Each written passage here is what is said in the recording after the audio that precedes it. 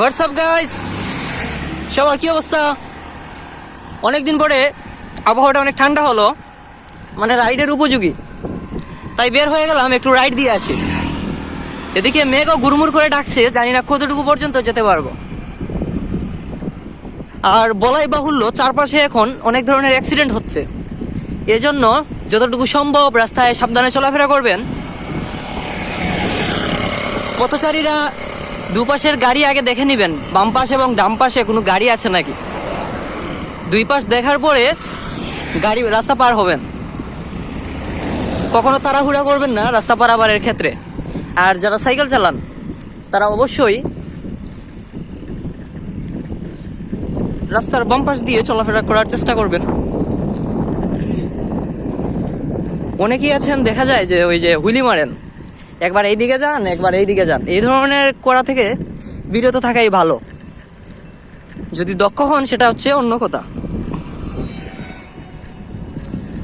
আমি যেদিকে সাইকেল চালাই সেটা হচ্ছে এই যে বাম পাশের স্ট্রেট লাইনটা আছে, আমি এই স্ট্রেট লাইনটা মেনটেন করে চলার চেষ্টা করি। কারণ এইদিকে চালালেও আমার সাইকেলের যে হ্যান্ডেল ওইটা রাস্তার অনেকটা অংশই জুড়ে থাকে।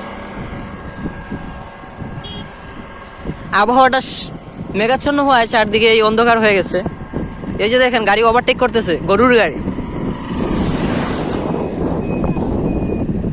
গতকালকে এইখানে একটা অ্যাক্সিডেন্ট হয়েছিল। ওই বৃদ্ধ লোকটা রাস্তার এই পাশ থেকে ওই পাশে যাওয়ার সময় মোটরসাইকেল ধাক্কা মারে, সাথে সাথে স্পট ডেড হয়ে যায়। আর যিনি মোটরসাইকেল চালাচ্ছিলেন ওনার দাঁত ভেঙে গেছে পড়ে, উনিও অজ্ঞান হয়ে যান। পরে ওনাকে মৌলভীবাজার সদর হাসপাতালে নিয়ে যাওয়া হয়। বাড়ির ভিতরে আম গাছ, কিন্তু রাস্তায় চলে এসেছে আম।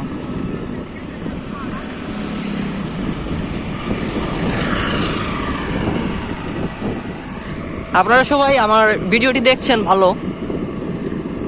ভালো লাগলে সব সময় দেখার চেষ্টা করবেন। যদিও ততটা মজা আপনাদের দিতে পারছি না। এখন চলে আসছি আমি কমলগঞ্জ উপজেলা বলে এটাকে। এটা হচ্ছে কমলগঞ্জ সরকারি ডিগ্রি কলেজ, আগে নাম ছিল গণমহা কলেজ। এই হলো সেই কলেজ।